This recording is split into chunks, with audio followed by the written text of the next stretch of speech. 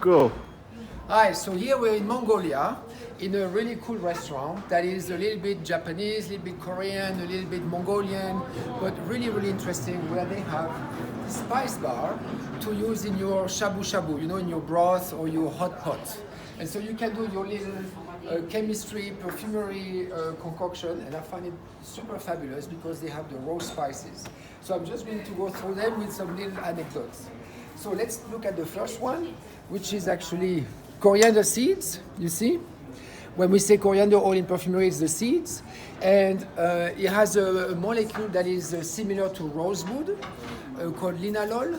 It's very fresh, and actually it's the thing that I should use more even in my fragrances. It used to be, it was used a lot before, and I don't know, it has a little woody, mystical effect that's actually really nice. Coriander seeds. Then, what do they have? They have bay leaves here, you see, laurel.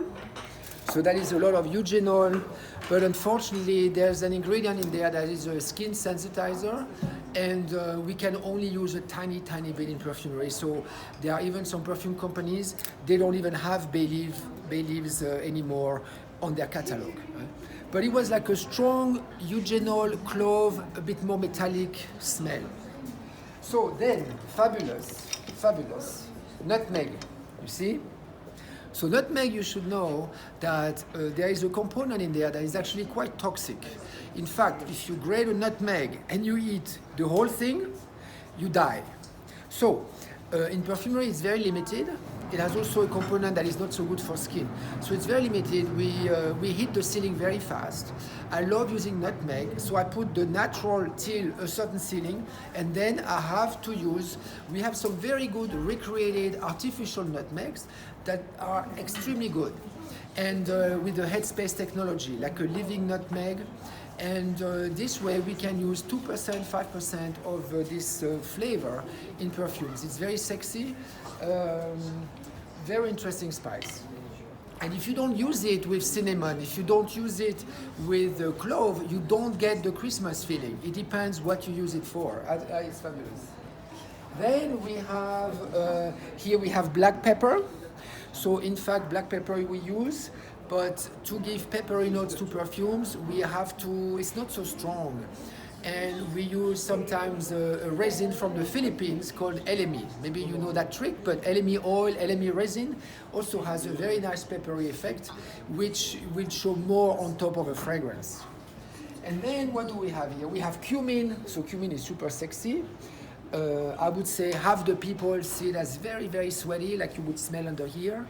And but it gives some very mysterious notes. You know, it's very important in the Déclaration by Jean-Claude Denelan and Cartier, for instance. It's important in some other fragrances. And just as a little note, we say cumin in French, we say cumin in English, and in German they say Kreuzkümmel, which is crossed cumin. And cumin in German is actually caraway. So just to let you know, between languages, really check each time back to the Latin name. We do that all the time. When they translate to you, you're in Asia, you're in Mongolia, they give you some names, sometimes they call them sea berries. You go back and you check, and then you see how it's called in your country, because the names can be very confusing. Then we have here anise. So this is star anise. For me, it's yummy. This is one of those ingredients that are actually very controversial.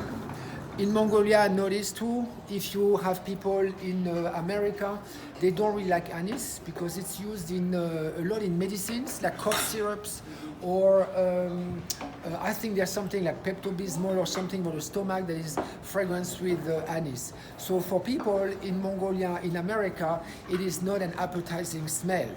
And whereas for us in Europe, in France we have pastis, in Greece they have their own liquor, in Turkey, everywhere. For us it's a very relaxing thing. You have that little drink in the sun. So it's a very different mood. So I know when I create for some regions, that's only a note that I don't use. However, what's fabulous about anise and anethol, which is the main component, is that this is one of those things that you can use, you can put a little bit in a fragrance, you won't see it, but it will give an abstract freshness. So if you want to make something fresher, you put some anise, you put just enough to bring out the freshness before people see the aniseic licorice character. Whereas cumin, for instance, that's different. It's very hard to put cumin just to get the mystical character without seeing the sweatiness that some people see. So you see, some ingredients can be used at two different plateaus. Then we have here, this is called nigel, this is black cumin, which when you extract, CO2 extract, for instance, exists of black cumin, it smells a little bit of honey, in fact. It's one of those honey notes that are not sweet, but honeyish on top.